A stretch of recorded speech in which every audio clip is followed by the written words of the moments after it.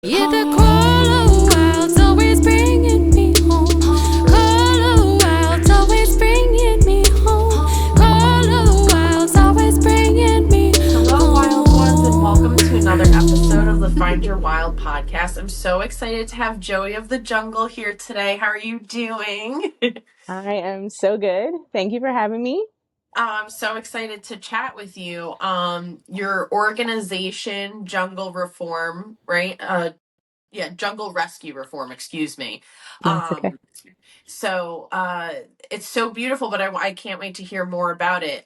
Tell me, I guess, the beginnings. When did you start it? What made you start it? So, so jungle rescue reform was something that I felt like I had some time to work on in 2020 when, the pandemic made it a little bit difficult for me to travel as much as I'm used to traveling for wildlife conservation or was used to traveling at the time. Yeah. I was still traveling during the pandemic, but a lot of things had to be cut short or were canceled. So I was able to dedicate a lot of time to putting thought into what I wanted to personally contribute to wildlife conservation and rehabilitation in the jungle. And so that is how I thought of, starting Jungle Rescue Reform. I created the logo and the name and everything. But the idea behind it was inspired from a lot of things that I witnessed while interning, volunteering, and working at wildlife sanctuaries across Central and South America. That's beautiful. And I know you have a veterinary background as well. Mm-hmm. So, Yes. so tell me a little bit about how you got started in that and then first made your way down to do all of these amazing things. Yes. So there's some bees over here. So if you see me freak out, that's why. That means I got stung. No, but so I started out. Going. Let me think. So when I started college, I feel like when I started college, that's when I started getting my foot in the door in veterinary medicine. I majored in pre-veterinary medicine and animal science. And then at the same time, I was working in a veterinary setting, working my way up. I started off, as an assistant, worked my way up as, continuing college. And then I became a veterinary nurse. I think at first I wasn't sure what route I wanted to take, if I wanted to be a zoologist. But working in veterinary medicine, it became something that I knew I loved. Just being able to add the medicine, the science, the passion, and then just also being so hands-on with my patients. So I started doing that. About a year into vet med, I also started traveling to wildlife rehabilitation centers in Central and South America, particularly the Amazon in South America, because I was happy doing vet med, but I also wanted to work with wildlife. That has been my long time passion my entire life. So what I ended up doing, and I just kind of like built my career, my path, just piece by piece. What I ended up doing was using my education in pre-vet, animal science, and then later wildlife conservation biology, using my education in that and my education and experience in veterinary medicine and applying that to the work that I do at wildlife rehabilitation and rescue centers in the jungle. So I kind of was able to have the best of both worlds. That's really cool. And I love that. I love seeing people nowadays be able to make a unique path for themselves and find a unique way for them to fit all of their loves and interests in. And it makes sense hearing your story that the universe kind of aligned you that way too with the veterinary Absolutely. medicine and still being involved in wildlife. And I was taking a look at your website and for people listening, you can visit her website at junglerescueform.org. And I think that these are really important topics to also just like highlight, but I love that you easily kind of break it into three parts for people to better understand, because there's so many complexities too in regards to just conservation. There's never a one size fits all fix to these things. It is a lot more complicated, but the three main things that you like to focus on so that people know are wildlife trafficking education, wild animal rescue, and rehabilitation. And what would you say, like, for the reform? I know there's a lot of good people out there trying to do the best work, and what would you say your main focus is to try to help them? Yeah, it's tricky because there are a lot of people that have good intentions. There are also people that don't have the best intentions. But I'd like to think that if you get into wildlife rescue and rehabilitation and taking on the responsibility of caring for wildlife in any way, I'd like to think that the good intention is there, even if people kind of fall off track, which usually happens because of um, funds and a lack of funding, also a lack of understanding. Um, so it's tricky, but one of the top things, obviously, these places need is funding. They need support. And I feel like they need some sort of access to continued education or um, just education in general. There's a lot of sanctuaries that are operating in the Amazon that are run by people that have years of experience and loads of passion. But it's just interesting where there's a lot of holes in the rehabilitative care because there's some, I guess, understanding that's lacking due to a lack of education and just them doing the best that they can but not having access to any updated information, updated literature. Also, a lot of places struggle because they don't have people that have a professional background that are willing to dedicate the time to their center, because a lot of times those people can't get paid. So for example, biologists, veterinarians, veterinary nurses, zoologists, it's very hard for these centers to employ these people because they can't really pay them. So you have to have people that have this professional background, um, but are willing to kind of do the work, getting paid very little or nothing at all. So that's where it gets really complicated. And that's where I've directed a lot of my passion and focus, is just helping these places function to the best of their ability, because they are crucial. These centers are crucial in these parts of the world because wildlife trafficking and just, these animals being taken out of their home, whether it be for the pet trade, bushmeat, for their body parts to be sold as like, little trinkets and items, souvenirs and such. It's something that's rampant in these areas. It's insane. So these centers functioning to the best of their ability and receiving as much support as possible is really important.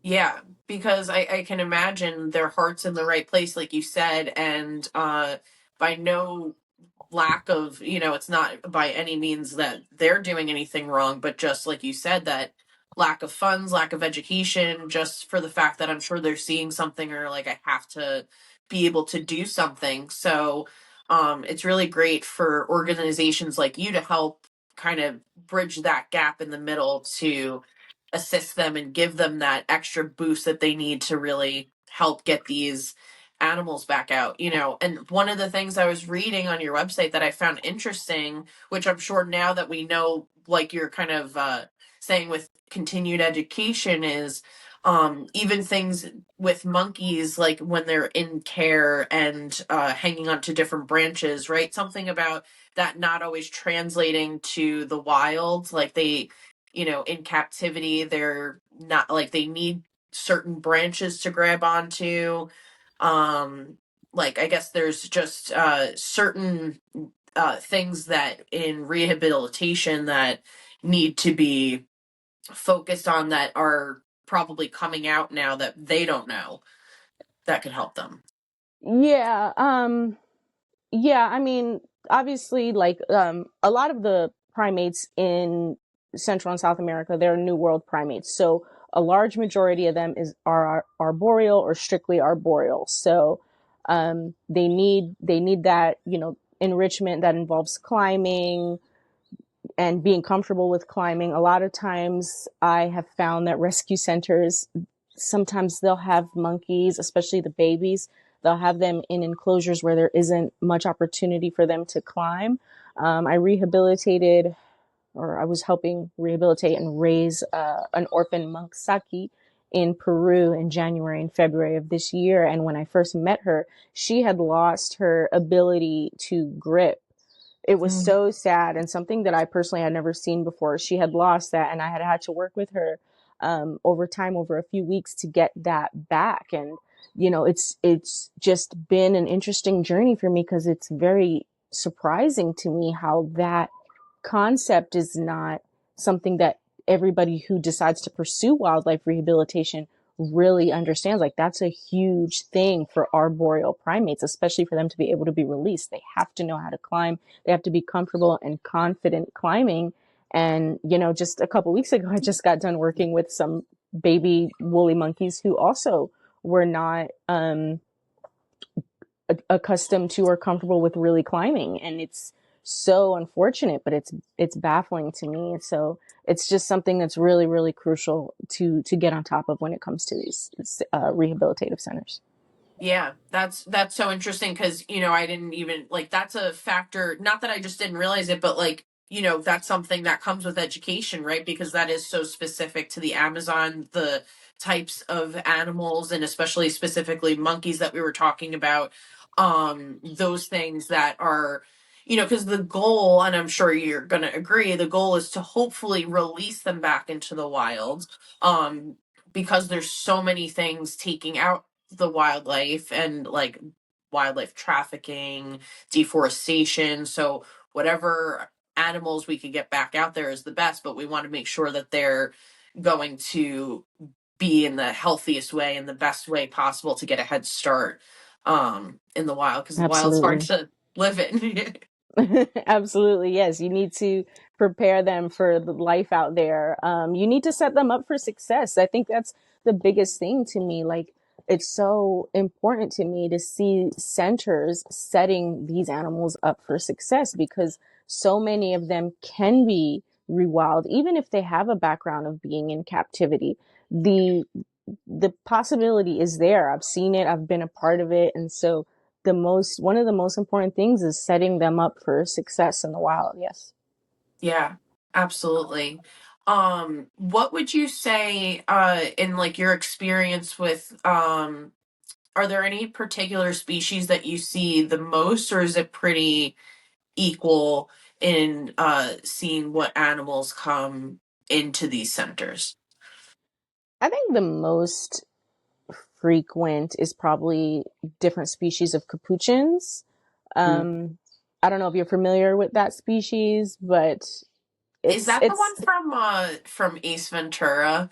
I don't know if yes. you're, yeah, okay. Yeah, so you see how you instantly referenced a movie. So Right. that's a big part of it. So especially with capuchins, they've been. I think that there was a time where there was a cast member on Friends. Ross had a capuchin, Mhm. and they're in so many movies. They're in so many TV shows. They're in films.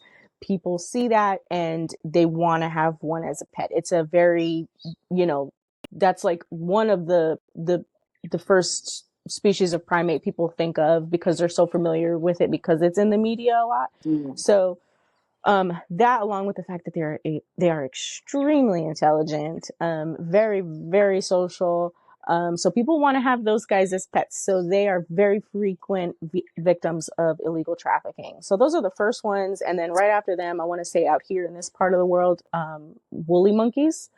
Mm. They're another one that's just extremely intelligent, and the way they interact with people automatically, they see themselves, or they see like little kids in them, and so they really want them as pets. And so I guess you call it the black market, the people that work that illegal market, they are aware of that. They're aware of the demand, and so they take these animals out of the jungle and they sell them illegally, um, to people as pets. a lot of times they'll sell them, like for example in Peru, illegal markets and black markets in Peru are a huge problem in certain cities, especially cities that are really close to the Amazon. Hunters go and get the monkeys, they bring them to the markets, they sell them as pets. These monkeys are also shipped to other countries, to France, to the United States, to China, also to be sold as pets. And it's not just monkeys, but it's lots of many species of the Amazon, from birds to, you know, anything you think of, turtles, caiman, reptile, any type of reptile, bird. Many species are taken from the Amazon and sold to people and to different countries to be sold as pets. Yeah, I mean, and it's so sad to hear that, because I know the Amazon is just struggling in so many different ways, and um and then to hear that they're pets, it's like this ongoing issue is like they don't make good pets. Like I mean, personally, I obviously believe they should be in the wild. They're intended, each animal has their own important, unique aspect to the environment that they give back. Um, and also just the fact that I feel like it's a good thing to bring into importance that they don't make good pets. Like I kind of always say this, like dogs, domestic cats, well, I guess that's debatable sometimes, but like dogs are made to be are kind of like our perfect companion, you see the same problem with like wolf dogs, and people want this exotic bond, like this bond with an exotic animal sometimes. But I think that there's so many really great ways that you could just be an observer of wildlife. Like you could take photography, you can go on eco tours, you could, maybe try to volunteer, and help to rehabilitate. Like, I think that it's important to try to focus on like some better ways to, if you would like to be involved or get involved in wildlife, that, you know, um, recognizing the importance of, one, you're taking something from its environment. You're obviously causing a lot of trauma for that animal too, because they're getting shipped all over the place. And also, like, you never know, like, what kind of, like, I'm sure if you're shipping something like um like that animal could probably die in transit. Either they could get diseases, or they could give to, like, maybe not necessarily even a human, but like to other animals that are around you. So um there's a lot of like intricacies to that, as to why it's not a good idea. Yes, it's a lot. There are a lot of factors to consider. A lot of the animals that end up at rescue centers. So, I mean, a lot of times the police or the government, they confiscate them from the markets or from people. Like they'll find out somebody's trying to sell them, or that someone has bought them, and they'll bring them to a rescue center. But also a lot of times people bring them to rescue centers because they've purchased them thinking that they're going to make great pets. And then the animal gets a little bit older and is creating havoc in their lives. And then they just want to dump it off at a rescue center. You see this so much with primates, and you see it also with big cats, because people, they buy, you know, baby jaguars, baby ocelots, thinking it's so cute, and then it grows up to be this massive wild cat that can't be tamed, and then they drop it off at rescue centers. So yes, that's a huge factor, that these animals don't make good pets. Also, yes, the concern with the spread of disease, the introduction of new diseases. I mean, it's such a real thing. And it's surprising to me that it's not something that that has yet to be like a huge issue yet. Right. But I do think it's coming if we Yeah. continue the way we are. I Yeah. absolutely do, because yeah, there are so many zoonotic diseases that exist between human and primate, and those viruses, as we know about viruses, they can evolve, they can change, and it just takes one animal to introduce the wrong type of virus, the wrong type of mutated virus or infection, and that's it. So it's a big deal for, so like there's so many factors to consider when it comes to this. Yeah.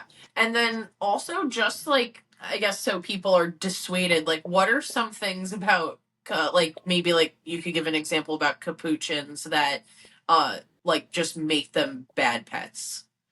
Oh, capuchins are the poster child for bad pets. And I think, yeah, it's so a shame that the media portrays them a certain way. Like, yeah, they're cute, they're fascinating animals, but in their environment, they are Right. absolutely destructive. They are Yeah. destructive animals. And even if they are sweet, you know, they're just, it's like, I don't even, it's worse than like if you have a toddler, like people that have experience with 2 year Yeah. olds running around. I mean, it's so much worse because it can jump everywhere, doesn't Mm, understand or care about no or anything like that. They're strong. They're dangerous. A bite from a capuchin can cause a great deal of complications as far as infection goes and such. mm, So, you know, and then your life your life will revolve around that animal, and not in a good way. They're just they're destructive destructive animals, yeah. and like I said, very dangerous. I've worked with a lot of capuchins. I have a lot of experience with capuchins, and they are the most dangerous primate that I've ever worked with. You know, they've yanked my hair out of my head multiple times. They've attacked Yeah. me. um, so yeah, but you know, I'm sure there are people that, even people that have pet primates or that know people, and they're like, oh, well, you know, they do make a great pet for me or whatever. Even if, let's say that is the situation, there's so many other things to consider and why you don't want to contribute to that market. Because anytime you see a baby monkey, anytime, it does not matter what the person tells you. Those stories of, oh, well, the mother died, or, oh, he was abandoned by his mother. None of that is ever true. The, Mm, that animal ends up in human hands because somebody killed the mother and hunted it. There's no other situation where that happens. It is extremely rare, and people tell that story all the time. Well, oh, I'm rescuing it, or I rescued it. Its mother abandoned it, or its mother was randomly killed. No, no matter what story you're told, that's not the story. These animals were yeah. stolen from the wild, their mothers were murdered, and it is always a brutal scenario. So you don't want to contribute to that at all. Yeah. And are they social primates as well? Yes, so all pretty much for the most part, all New World primates are social animals. You know, they all belong to troops. They all live in troops. They all have families. So yeah, they're not solitary. You know, individuals are not solitary species.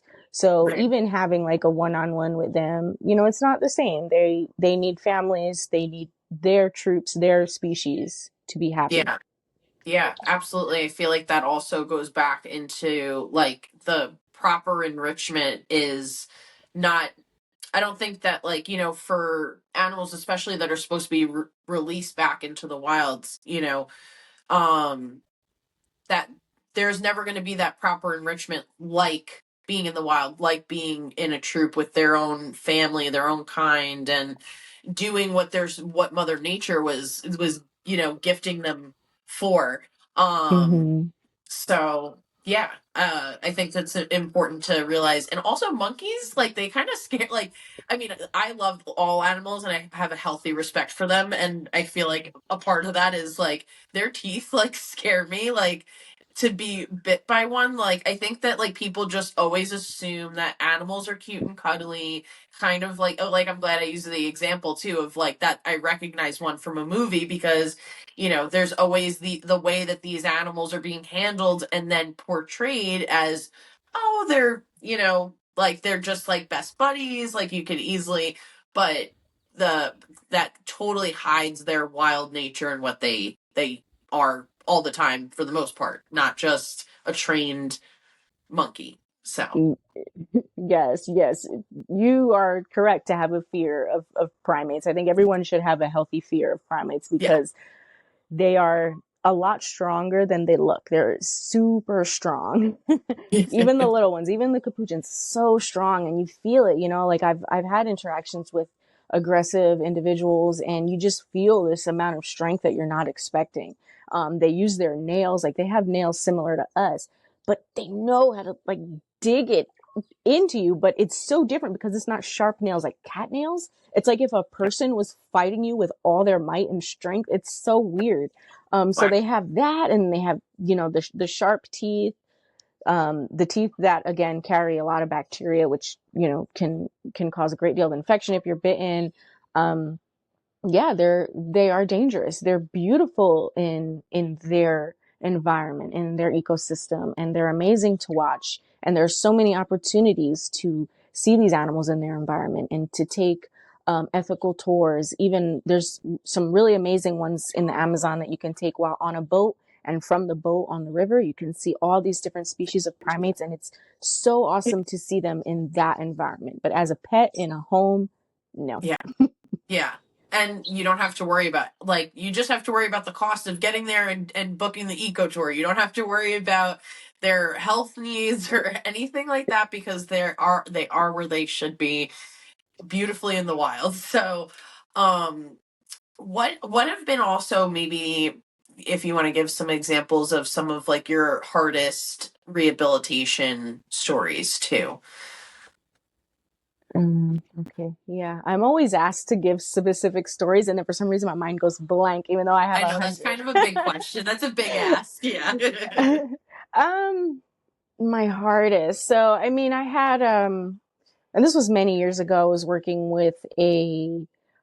at a really, really credible wildlife rehabilitation center in Peru that does fantastic work. I was working with one of the baby woolly monkeys there that was recently rescued. He ended up at the center, and he fell very ill very quickly. And there was some controversy there at the time of how best to care for him.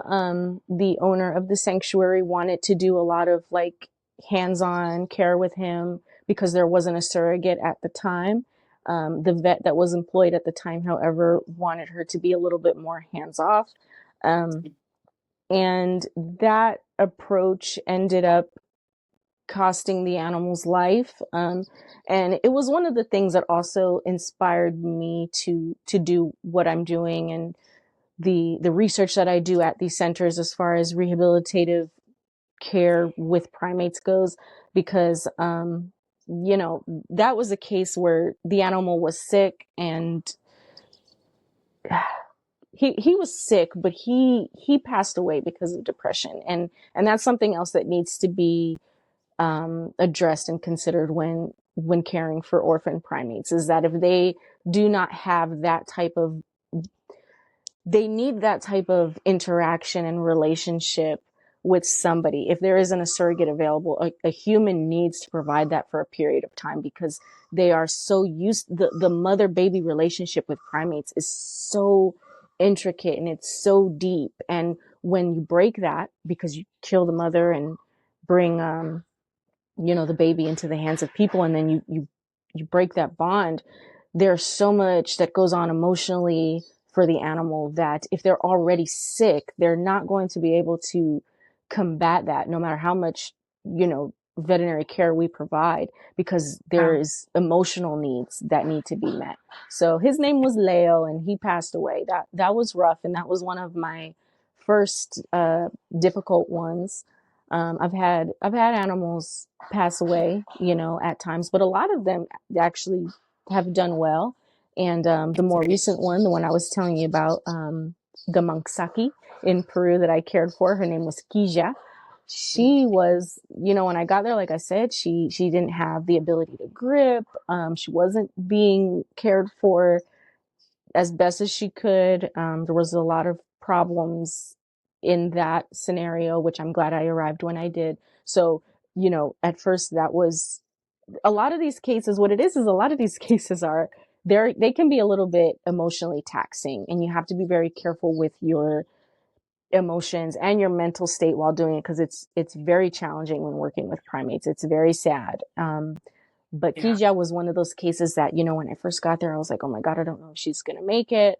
And, there was so many red flags as far as like how she was being cared for, and if she was going to be able to get over that crucial hump when they're at that young age. but she did. So that was a success story that I always refer back to. And I'm so fortunate to have been a part of her successful story. And now she's doing very well.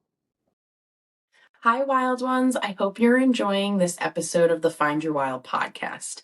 This episode is sponsored by my clothing brand, FemmeSauvage, and you can find a discount code and link in the description. So check it out. We have a lot of amazing designs, and $5 of the proceeds goes to different charities. So please feel free to check it out and enjoy the rest of the episode. Thanks so much. Oh, that's amazing. That's so good to hear because I'm sure that is the hardest part of your job is the hardships too. And I'm sure because you're such an animal lover that it's extra hard to see these animals go through these things or pass away, unfortunately. But both stories I think just goes to show how much intricate knowledge needs to be passed on for these animals that to help them become healthy again. Mm-hmm. Yes, absolutely. Um, and have you ever heard of Harry Turner? Yes, I did. Yeah, I Yes. interviewed him a couple of podcast episodes back, but um he did an amazing thing with rewilding the ocelot as well. And I'm sure that it just reminds me of your work so much, and the similarities of that. Yeah. Yes. No, I am. I watched Wildcat, obviously. That was, I think I've watched that like 5 times. I love that documentary. I love what they do over there at Hoja Nueva. I'm a huge supporter of what they do. I love what they do. I hope to, maybe pass by at that center sometime and see the work that they do hands on. But yes, I saw obviously what Harry does or did there and what he's Right. trying to do now with getting some land in Ecuador. So absolutely wish him the best of luck with that. I think his initiative and what he's trying to do, I think that's so important. And yeah, it's something that, I love to see it. My boyfriend, who's now doing this work with me as well here in the Amazon, he actually spoke to Harry a couple weeks ago. They were having a video chat about one of the ocelots that was in our care at the time. So yeah, Um, all kind of, know Connections. each other or follow each other or something That's very along those cool. lines in the Yeah. conservation space. Yeah, that's Hmm. awesome. Oh, I'm so Hmm. glad that they can connect in that way too. Hmm. I love Harry's story because I feel like it's such a good, well, it's just such a good story in multiple ways for mental health, and then also, I think in this way, it's so great to see the rewilding efforts and the focus on trying not to just. I think that's the biggest thing that you focus on as well is the difference between wildlife care and rehabilitation, as well as trying to, rewild these animals too. Hmm. Yeah, and a lot of centers, well, I don't want to say a lot, but there's a few centers that struggle with that concept or that's just not being put up at the same level of importance as some of the other stuff, like caring for them and giving them all this great enrichment and all of that is great and equally as important, but we do need to focus on that end goal being release if possible. It's so important, especially Yeah. for primates, because the way that they reproduce in the wild, it's a lengthy process. They all, for the most part, sometimes have two, but they all, for the most part, have one offspring. A lot of them, the gestation period is a long time. And so, Mm. you think about all the things that are affecting their population. It's far from just wildlife trafficking. It's deforestation. Um, deforestation is the biggest problem. So you have so much that's attacking these species populations. When we have the opportunity to care for these animals at centers, we have to think about the release part too. That has to be a part of it because it's so crucial for the continuation of their species.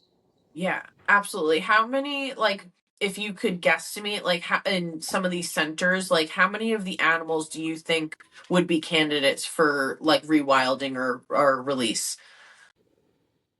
I believe that there are far more candidates for release than what a lot of centers are willing to put or able to put the effort into rewilding. I Yeah. think that a lot of them are candidates. You obviously you get a lot. Oh, the bee. You get a lot that aren't. Um, so it does depend. There are some individual animals that are just the emotional and mental toll of being a victim of trafficking, a victim of sometimes, the people who have had them abused them, mistreated them, tortured them, um, all those things. So sometimes they have abnormalities that you can't undo and they cannot be released.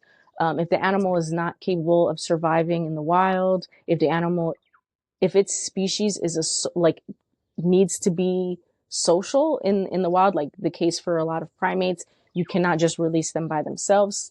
You have to make sure Right. that the animal, that when you release it, it's going to survive. So you do have cases as far as, behavioral abnormalities that are difficult to undo, as well as permanent physical disadvantages or disabilities, injuries, such that interfere with that. But I think that the opportunity to release animals is there's a greater number at Yeah. each center than what they Would do. like to Not, and say. obviously not all, yeah, then not all centers, but I've seen it unfortunately myself, that you're like, what's this one story, because we can probably get this guy on the path to release with the right type of effort, and putting in the right type of rehabilitative rewilding protocols. Sure. Yeah, absolutely. And I know that's probably going back to, obviously, like, that's so important to give them that education to be able to give them the proper, because I think, like you're saying, it's one thing to be able to house and care and, like, maybe give them enrichment, but it's another thing to heal an animal, to make sure they are good and healthy enough to release back into the wild and have all their proper natural functions and advantages that they're going to need in order to survive. Mm-hmm. Yeah, What absolutely. yeah, for monkeys, since it seems like, it's not like Harry's release of the ocelot right back into the wild, because ocelots are generally solitary animals. But like for monkeys to re-release them, what's that process like? How do you do that? Well, that depends on the species. So you always want to make sure that you have. So there are enclosures at centers, and those enclosures should be in different locations. So you have obviously like your nursery enclosures for the babies, which should be right on site of the center, and then um, a good facility has enclosures kind of out into the rainforest a little bit, still on the property, still in a safe space, but you kind of want to get the animals to have their own little troop within an enclosure. Mm. So you have to watch that takes time in itself, because you have to watch the hierarchy, you have to watch the relationship with each other, and make sure you've got a nice solid group. They cannot be comfortable with people. They have to, show fear, show obviously, some aggression. It is fine with the individuals having a relationship with one person, maybe two, if need be, but you want to eliminate all type of human interaction. And then you just want to make sure that the animals are able to, just do everything that their species does in the wild, from climbing to finding fruit, um, finding even insects. A lot of the primates are omnivores, and they're huge insect eaters and stuff, and they know how to access and eat the proper leaves and vegetation. So you have to set them up in a way where, while you're caring for them, you hide the food, they're able to find it, things like that. So it does vary with each species and what each Sure. species is supposed to be doing in the wild. But those are some steps. They need to fear humans. They cannot be comfortable with human interaction. They need to have a troop that can be released together. You never want to release a primate just on its own, or a new Right. world primate on its own. And then an extra step is, and like I was mentioning about the great facility in Peru, it's called Amazon Shelter for anyone who's wondering. Um, an extra step that they do is they bring these animals to a protected area far, far away. And then they observe them over time and make sure that they're doing well. So it's not just releasing them. You want to be able to monitor them post release. You want to make sure that you release them into areas that are far away from people. I know some centers think that they can just release the animals on center grounds. And, while that's better than having them in a cage, it's not the best way to go about it. The best way is to take them as far as possible, but to a protected area, and then be able to monitor a little bit and make sure that they're doing well. Yeah, that makes sense because, you obviously don't like, all the hard work that goes into making these animals healthy. You don't want to just be like, okay, there you go. And then they aren't successful. That's not, you want to give them the best options and all that hard work that goes into that too. Like I So, said, you want to set them up for success. That's the right. that's the goal. Mm-hmm. Yeah. Yeah, absolutely. Is there like more specific areas of like the Amazon rainforest or maybe just like where you've worked that you've seen that are the most affected by like wildlife trafficking or need the most help, or they all need. I think I think they all need it. It's super prevalent in Peru. There are some areas in Peru. There is and I'm not going to say the market or the area for people with the wrong intentions, but there is an area that is known for its black market. It's a huge thing out there. And tons of animals are sold, not just primates, but big cats. And like I said, caiman, so many different species. Turtles are sold to tourists as pets or sold to other people, local people as pets. So it's something you see so much in Peru. It's a problem. It's obviously a problem here in Ecuador, huge problem in Ecuador. You see a lot of it. So Costa Rica has a really strong government when it comes to like animal rights and protecting the wild, protecting wildlife and such, but for still, so many animals there are victims of illegal trafficking as well. So those are some really big areas, but pretty much every country in this area, from Brazil to Bolivia, Colombia, you see it in all of them. And it's unfortunate, but it's because these areas are full of such amazing animals, such amazing species. And then you Yeah. have the issue with the economy, and, selling animals it's a huge thing, that's, they make quite a lot of money from doing that just off of one individual. So because you put all that together, and, it's just a huge problem in this part of the world. It really is. And then you add to that the lack of, another thing that's so important is just educating the public, educating these communities to understand how important these animals are to the ecosystem, that they should take pride in sharing this world with them, and that their lives really really are equally as important. And just get people more educated, and with a better understanding of how important it is to protect the environment that is theirs. A lot of these people, this is their world, the Amazon. They need to understand how important it is to protect the species that live here.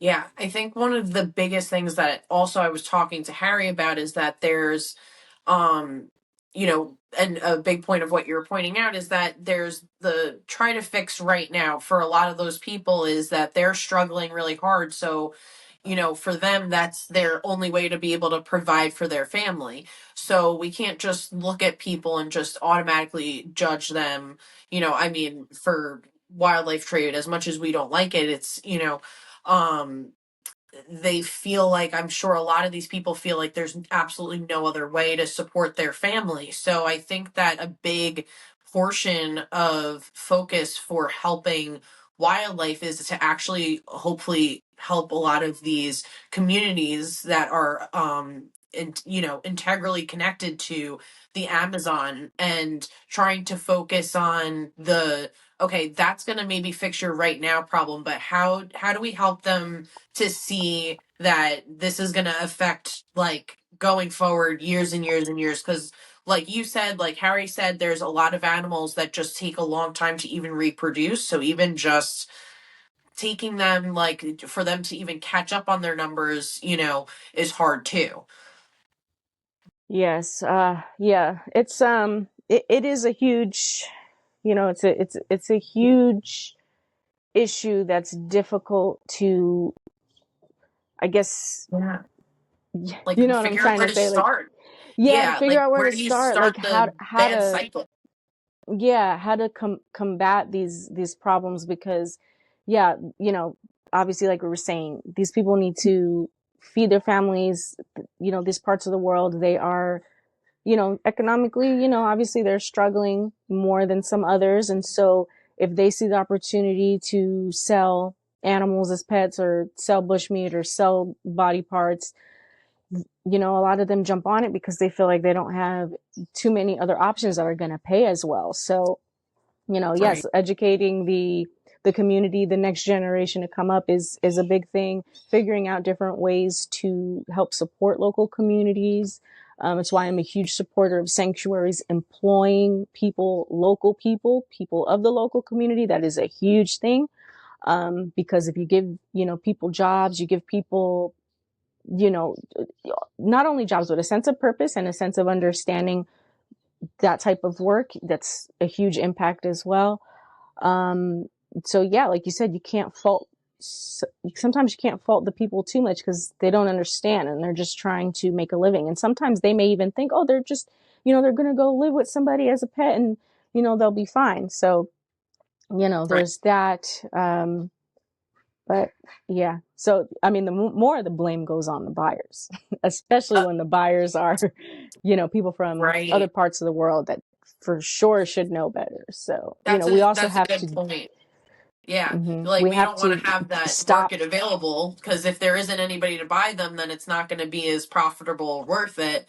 But then also, kind of, it's a great point to try to, hopefully give these, local people opportunity to do something other than being stuck between a rock and a hard place and having to sell these animals as a means to make a living. So to try to help them, and because they're also a part of, that nature, like they're from that area, they're connected to that environment, and those animals are also a part of who they are. And I'm sure that if you really ask them, I'm sure they wouldn't want to necessarily do them. But I mean, I that's blanketing, obviously. But Hmm. I think that if we give the people the opportunity and, like, look at them with grace and be like, oh well, they clearly need help. Um, I think that's a big piece of helping, hopefully, the whole Amazon to get back on its feet.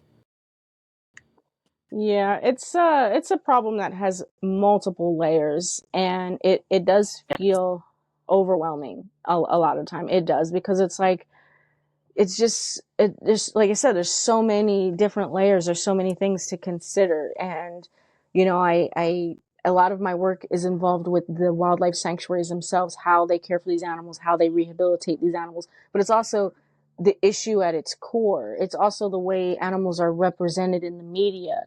Mm. There's so many things to consider. It's also the fact that you have big countries like the United States and Europe and China purchasing also these animals in bulk for laboratory testing and such. So there's just so many things, and then you have deforestation. So it does feel overwhelming a lot of the time as well. So, I Yeah, where think do you also you start? just got to take it one step at a yeah, exactly. You got to take it one step at a time, and that's what I try to do. And I just try to think about the big picture, but I also focus a lot on individual suffering. And when I am put um, made responsible for one individual animal at these centers, or multiple, I put in my all, and I give my all to that individual, because the individual suffering is important too. And if each time I can help just release a few animals back into the wild, that's something. That's Yeah. more than nothing. So that's all, that's all you can do.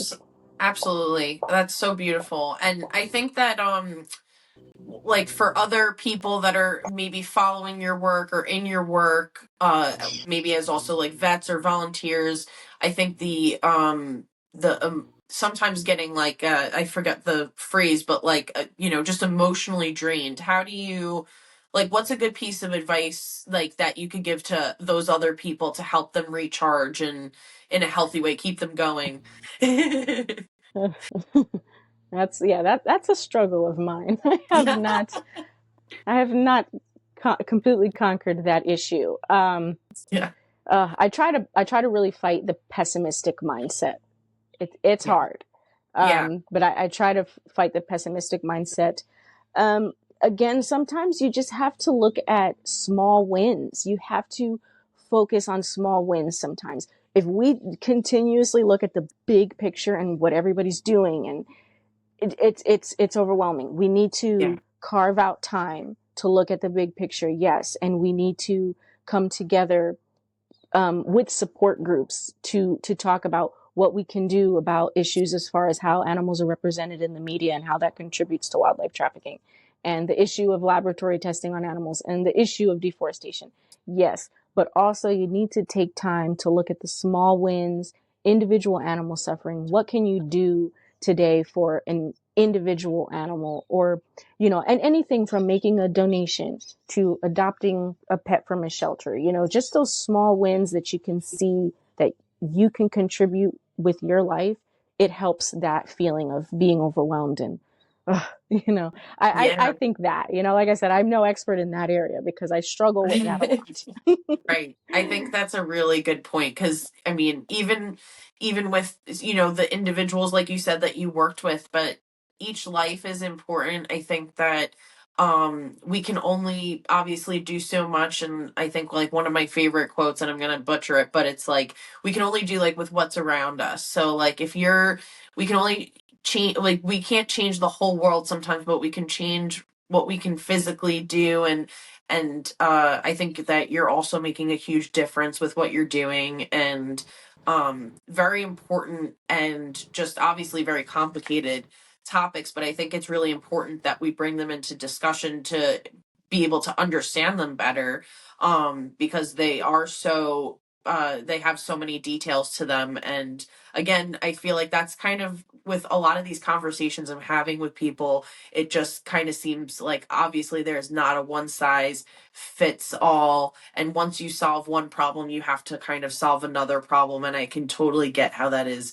daunting to a lot of environmentalists and people that love and care about the environment. But um I also try to stay positive too, and that's what I'm hoping to do with like this podcast, is to hopefully get people to realize also how connected we are to nature, how things like, okay, you're in Ecuador, but like, and the Amazon's very far from me, but the Amazon's importance to the whole world and helping to clean the air, and how connected we are to nature, and we are nature, so we have to take care of it, is a big portion. Yeah. Hmm. Yeah, exactly. We need to get people excited about caring for nature, caring for animals, respecting the environment, seeing that we need nature and wildlife and insects and these wildlife areas. We need them in order even for our own species to continue. And so, yeah, it's very important to get people excited about it, but also to get people to not feel like it's hopeless. Yeah.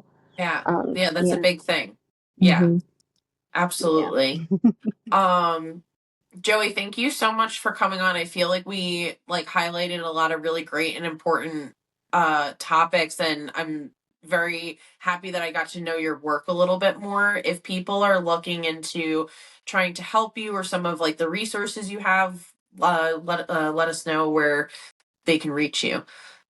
So the best place to reach me is right now is on Instagram. My Instagram is Joey of the Jungle. Each word is separated by a period.